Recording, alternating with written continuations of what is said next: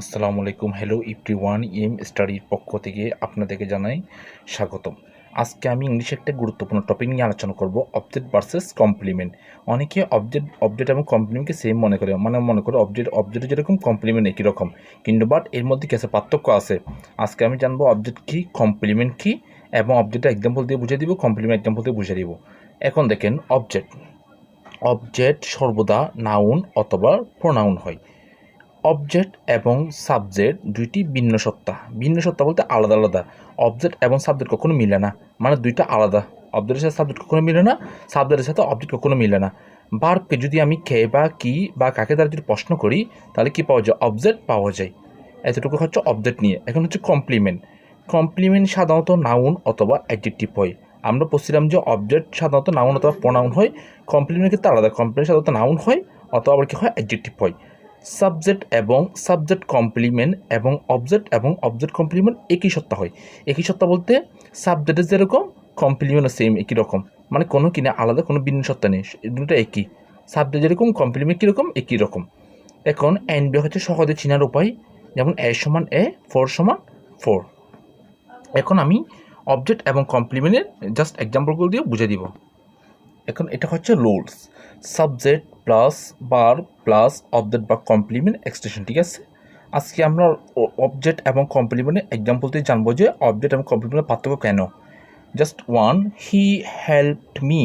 হিটা হচ্ছে সাবজেক্ট, হেল্পটা হচ্ছে বার, মিটা হচ্ছে অবজেক্ট। এখন এখন যদি আমি হি এবং মি যদি পার্থক্য করাই সাবজেক্ট এবং অবজেক্টের মধ্যে, একটু আগে বলছিলাম যে সাবজেক্ট এবং অবজেক্ট কখনো মিলে না, এটা হচ্ছে অবজেক্ট। তো হি মানে সে, মি মানে আমি। তাহলে সে এবং আমি কি অনেক তফাৎ না, অনেক আলাদা না? সে এবং আমি কি এক নাকি? এক নয়। তাহলে সে এবং আমি অনেক আলাদা। তাহলে আলাদা মানে ভিন্ন। তাহলে ভিন্ন হলে এটা হবে অবজেক্ট। আই টেক টি, তাহলে আইটা হচ্ছে সাবজেক্ট, টেকটা হচ্ছে ভার্ব, টিটা হচ্ছে অবজেক্ট। তাহলে এখানে আই এবং টিকে যদি আমি পার্থক্য করে দেখাই, আই হচ্ছে আমি, টি হচ্ছে চা। স্যার আমি কি চা, চা কি আমি? তাহলে আমি এবং চার মধ্যে অনেক পার্থক্য আছে না? তাহলে এটা হচ্ছে অবজেক্ট, ঠিক আছে। তারপর শি রানস ইংলিশ, শিটা হচ্ছে সাবজেক্ট, রানসটা হচ্ছে ভার্ব, ইংলিশটা হচ্ছে অবজেক্ট। জাস্ট এখন দেখেন শি এবং সাবজেক্ট এবং অবজেক্ট নিয়ে পার্থক্য করে যদি দেখাই, এটা অবজেক্ট কেন আর কমপ্লিমেন্ট কেন হয়নি? কারণ শি ইংলিশ, শি মানে সে, ইংলিশ মানে ইংলিশ আর কি, ইংরেজি। তাহলে সে কি ইংরেজি নাকি? ইংরেজি কি সে? তাহলে এখানে আলাদা আলাদা তফাৎ না? তাহলে তফাৎ হলে কী হবে? অবজেক্ট হবে। এখন এগুলো হচ্ছে মূলত অবজেক্ট নেই, কারণ এগুলো হচ্ছে ভিন্ন, এগুলো কোনো একের সাথে এক কি নেই, মিল নেই, সেজন্য এটা হচ্ছে অবজেক্ট। এখন হচ্ছে কমপ্লিমেন্ট, মানে পরিপূরক অংশ। পরিপূরক মানে একে অপরের পরিপূরক, একে অপরের পরিপূরক। যেমন দেখেন honey taste sweet.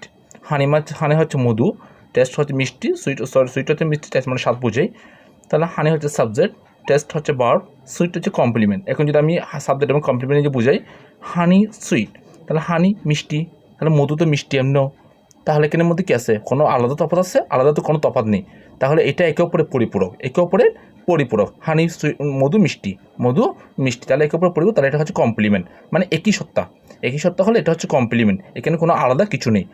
She looks beautiful, তাহলে she subject, looks verb, beautiful complement. তাহলে এখানে শি দিয়ে এবং বিউটিফুল দিয়ে যদি বুঝাই, সে বিউটিফুল মানে সুন্দর, সে সুন্দর। তো এখানে তো এটা একই সত্য বুঝেছে, একে উপরে বুঝেছে। আমি মানুষটাকে দেখছি বলছি তুমি সুন্দর, সে সুন্দর, তাহলে এখানে একে অপরে পরিপূরক এটা। তাহলে এটা হচ্ছে একই সত্তা হয়েছে, তাহলে এটা হচ্ছে complement. She was captain, she subject, was verb, captain complement. আমি যদি এখন হি এবং ক্যাপ্টেন দিয়ে বুঝাই, হিটা হচ্ছে আপনার কি, হি এবং ক্যাপ্টেন যদি বুঝাই, হি মানে সে, ক্যাপ্টেন মানে ক্যাপ্টেন, সেই ক্যাপ্টেন। তাহলে এখানে কোনো তফাৎ আছে? কোনো তফাৎ তো নেই। তাহলে এটা হচ্ছে আপনার কি, কমপ্লিমেন্ট। এটা হচ্ছে একই সত্তা, মানে সেই ক্যাপ্টেন বুঝাইছে, তাহলে এখানে কোনো কিনা তফাৎ নেই, এটা হচ্ছে কমপ্লিমেন্ট। তাহলে অবজেক্ট হচ্ছে মানে একে অপরের সাথে মিলে না, আলাদা সত্তা।